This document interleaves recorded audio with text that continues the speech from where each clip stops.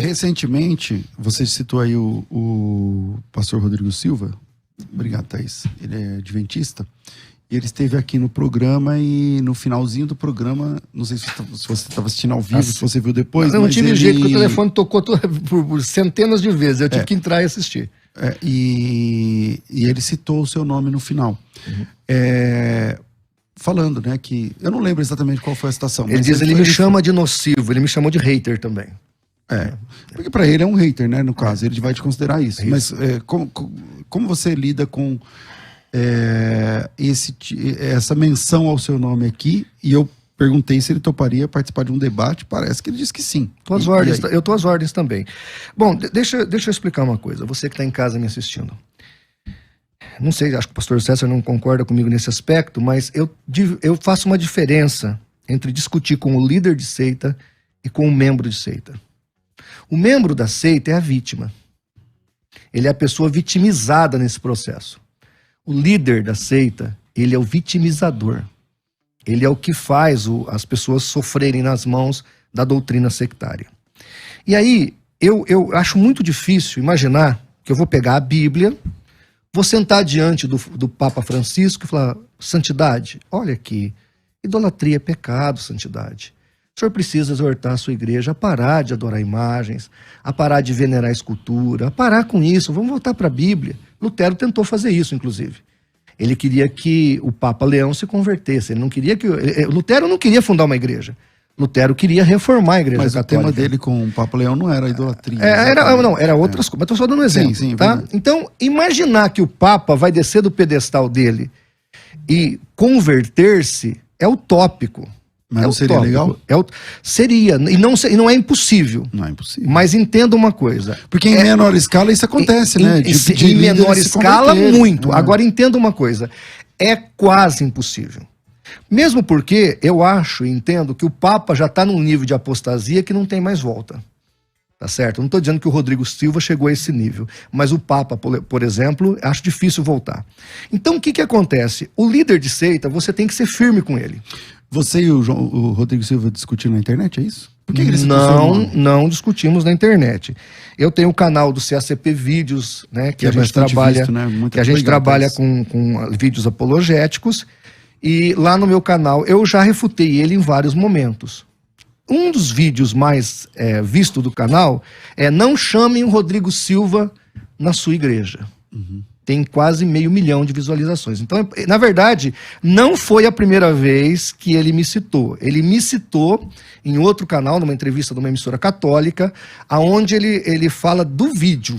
Não de mim especificamente, mas ele fala do vídeo. Acho que não, de você foi a primeira vez. Isso. Mas assim, ele me citou sem colocar meu nome, mas ele citou o vídeo. Uhum. Então, o que acontece? O que eu explico para a igreja? Porque o Rodrigo Silva, ele está seguindo a cartilha da sua profetisa.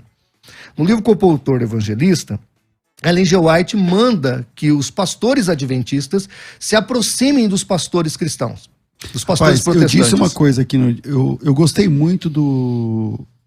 ele é uma pessoa muito agradável, sim, o Rodrigo Silva. Muito educado, fala como cordeiro, claro.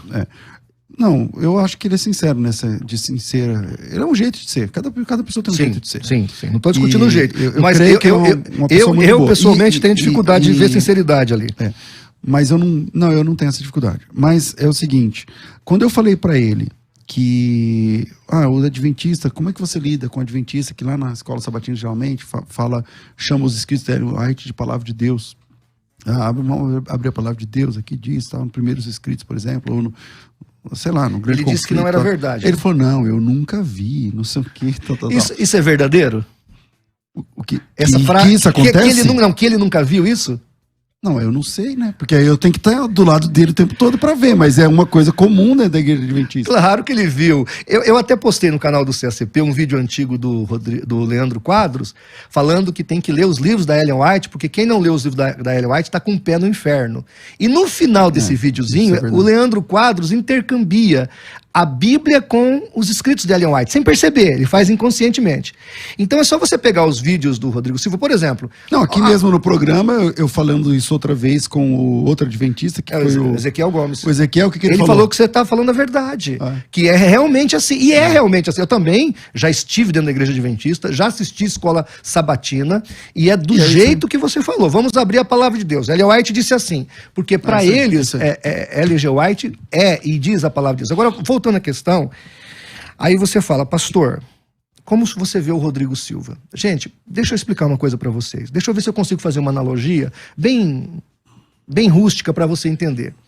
Você que é anticorrupção, você que não gosta, vamos falar de política só um pouquinho, tá, pastor César? Você que não gosta de corrupção, de coisa errada, aí você escuta um discurso da Gleisi Hoffmann, a presidente do PT, falando de honestidade e combate à corrupção, sabendo de todos os crimes que já foram feitos politicamente pelo partido dela. Como é que você se sente? Então, diante do fato, você se sente, puxa vida, aquilo é uma ofensa para você. Quando eu escuto esses midiáticos da Novo Tempo, que é Rodrigo Silva, Leandro Quadros, Ivan Saraiva e etc., falando, né, sobre a fé adventista, que não é bem assim, que os apologistas brasileiros são apologistas papagaios, que eles não pecam de fontes primárias, que não... Por exemplo, o Rodrigo Silva aqui falou, tentou explicar, quando Ellen White chama as igrejas cristãs evangélicas de caídas, depravadas, de sinagogas de Satanás. Isso é muito forte, pastor César. Ela chama mesmo. De sinagoga de Satanás. Aí o Rodrigo Silva falou assim, não, tem que ver o contexto. Sabe de onde eu tirei essa informação? Embora tenha os livros da Ellen White, mas está aqui. O livro do Ken Wright. O Dr. Ken Wright, o reverendo Ken Wright, ele escreve, ele viveu com a Ellen White. Ele viveu, ele conviveu, ele foi adventista. Então, quando ele fala que a Ellen White estava sabendo o que estava dizendo, inclusive já no início do século XX, antes dela morrer, ela confirmava que as igrejas evangélicas eram sinagogas de Satanás, aquilo não está fora do contexto, gente.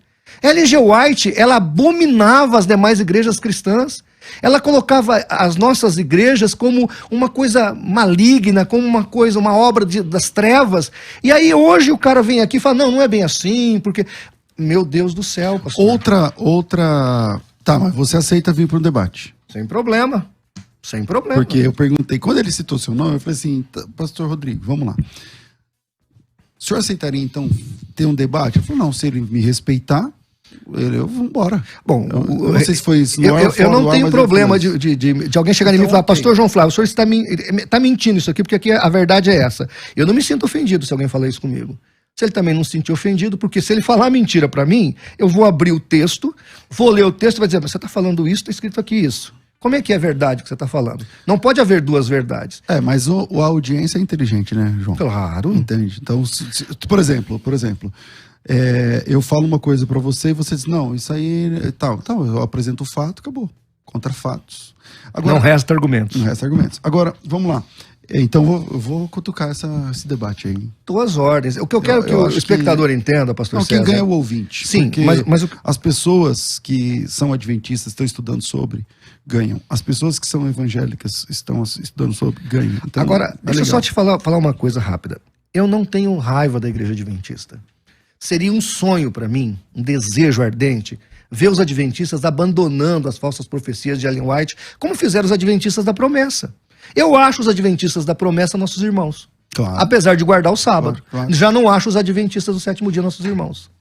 Tá entendendo? Há uma diferença aqui. Olha o que eu estou falando. A promessa é uma igreja, né? É uma igreja evangélica. Agora, eu vou te falar uma coisa que talvez nunca falei em lugar nenhum. Eu já preguei na igreja adventista da promessa. Já estive lá. E o pastor que me recebeu, hoje tem uma igreja independente, é evangélico. Tá entendendo? E eu já estive lá pregando na igreja adventista da promessa. Me trataram muito bem. É uma igreja que respeita as demais igrejas, apesar de guardar o sábado. Porque mas ela não é whiteana, né? Exatamente. Ela não tem os 2.300 tardes de manhã. Não tem essas coisas todas. E eles rechaçam profundamente Ellen G. White como o espírito de profecia. Agora vamos lá. Você também...